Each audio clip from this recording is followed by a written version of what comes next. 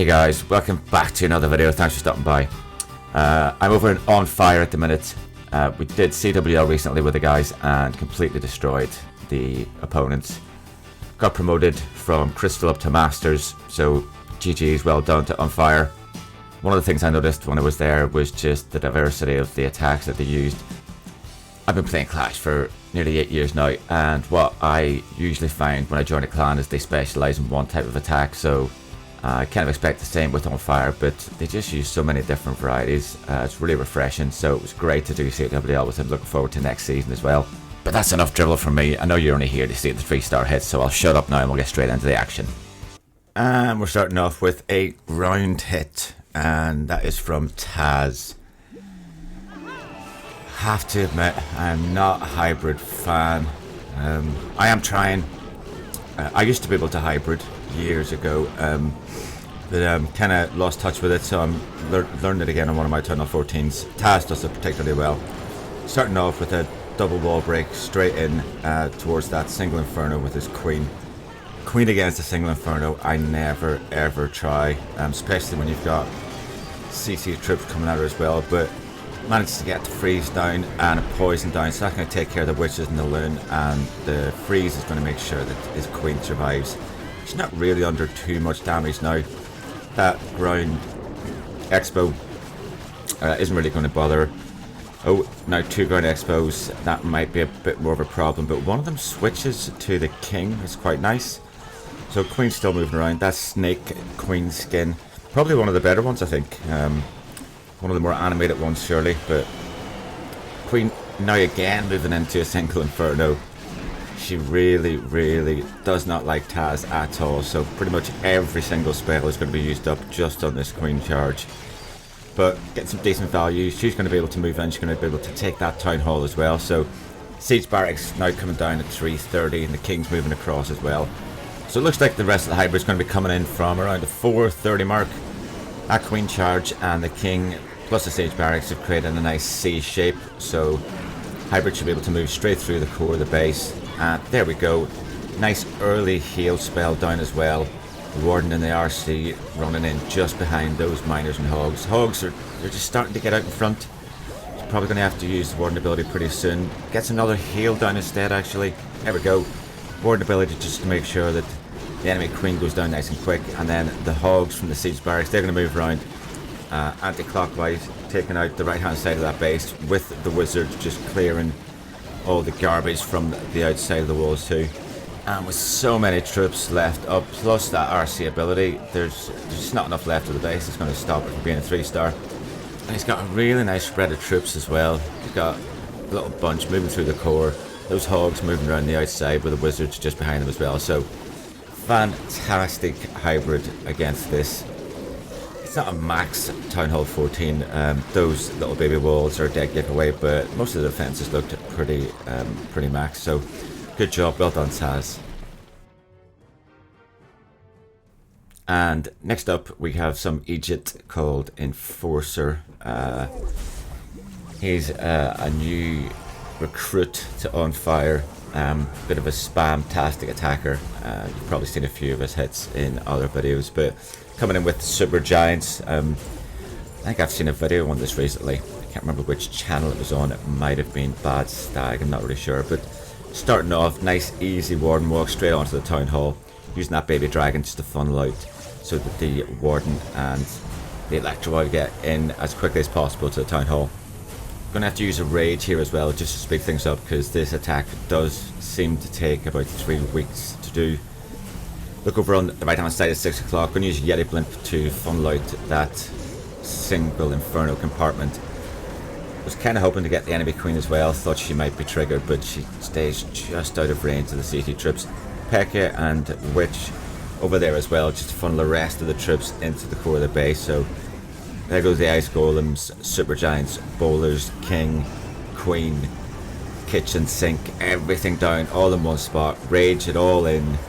So wall break managed to get through into that first compartment. 2 jumps then down, 1 into the core, 1 out the backside. Frees up the central compartment where it's got the eagle and the single, because they can cause a little bit of damage. We're going to have to freeze it up again, even though used the Warden's ability. Warden's ability really was just to make sure that it could get the troops through that enemy RC without losing too many of them. But by this stage, it's looking pretty good. The troops are moving through the way I want it. The RC's moving over on the left-hand side. I dropped her in just past the Town Hall compartment so she can move up and start following the troops around clockwise to take everything out. Now the Queen, if you look in the core, the Queen has managed to split off from everything. She's not taking any of the healers with her, which is great. Don't expect the Queen to keep the healers. They really need to move over to make sure the Giants and the bowlers carry on through. The healers have followed the Giants. The Queen is now crisscrossing around, dodging everything, and I have to freeze up the enemy King just to make sure that she stays alive, because she normally comes down to clinch these attacks for me, if I'm perfectly honest. If not her, then the Royal Champion, but my Royal Champion's already gone. I had a choice between saving her or saving a freeze to keep the Queen alive, and I decided to keep the Queen alive because she is more important. But I've still got what looks like about 355 super giants left up, and that's one of the reasons why this attack seems to take about 3 weeks to do, because they're so slow. If these things moved maybe 20-30% quicker than they do at the minute, this attack would take so much shorter. They would just fly through the base. But it is a nice 3-star for me. One of the few that I managed to get for the guys in CWL, so it was well worth showing. Next up, we have Math on one of his Town Hall 14s. I think Math has, it seems like he has about 40 accounts in various clans. He seems to be everywhere, but really good Town Hall 14 attacker. Coming in with the Clone Drag attack. This is one of my favourites at the minute. I'm doing this quite a lot and having some success, particularly in Legends League with it. But pretty straightforward. King and Queen used to try and funnel out one side of the base. Doesn't have super wall breakers, so using normal wall breakers, and they're not doing a fantastic job for him, to be perfectly honest. The Yak seems to be doing a better job of getting that King funneled round. Queen's also had to use her ability, so not a fantastic amount of value from the heroes, but managed to get about 15% of the base down just so we could funnel that left hand side. And then pretty straightforward. Dragons, Dragon Riders, Loons, all down with the Warden. Get the blimp moving through, Warden ability to protect it so it gets to the Town Hall, and then look very closely. We're going to have a Rage spell and those 3 clone spells moved around the Town Hall so that once those Loons hit them, you get a nice spread of Loons all the way around. Unfortunately, on this occasion, it seemed like those Loons were kamikaze Loons, and every single one of them died without doing hardly any damage at all, apart from getting the Town Hall for him. But that's okay, because still manages to have all but I think one of his dragons moving through, plus the Dragon Riders, plus his Queen is still up with the Unicorn. That's managed to heal her up to full strength. And she's just going to move around trying to beat through this wall while the dragons go forward, take out the enemy RC, trigger their tornado trap, trigger all the rest of the air traps over on that 12 o'clock area. But there's just so many of them, there's no chance of this being anything less than a 3-star. And let's be honest, these internet bases, you just shouldn't be bringing them to CWL. Everybody knows how to 3-star them, so big mistake for Hikona. And our next attacker is Socrates. What's he got in store for us? A Queen Charge Lalo. Now this is one you just don't see a lot of, and especially he's only got one Lava Hunt as well, so this will be interesting.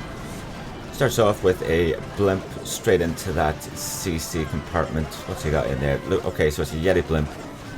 That's really just going to clear out that compartment and try and get through as many of those CC trips as possible. I'm assuming the Queen Charge is going to come from, yeah, 6 o'clock. So, got 4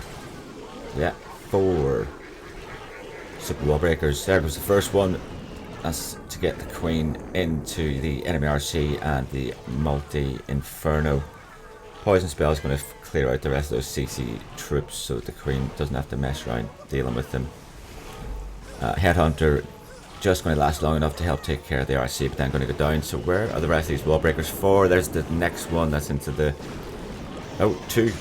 So there's the next 2 compartments open. Oh, I see what it's going to do. So it looks like we're going to send, I'm guessing, King on King over at 3 o'clock. And Queen on Queen there in this central compartment. we got wizard over at 3 just to clear out that. Queen against queen in the central compartment. Had to freeze her up. Doesn't want to use any rage. That last rage. Oh, used a rage afterwards for some reason, but that's okay. He's got her into the next compartment. The queen's down.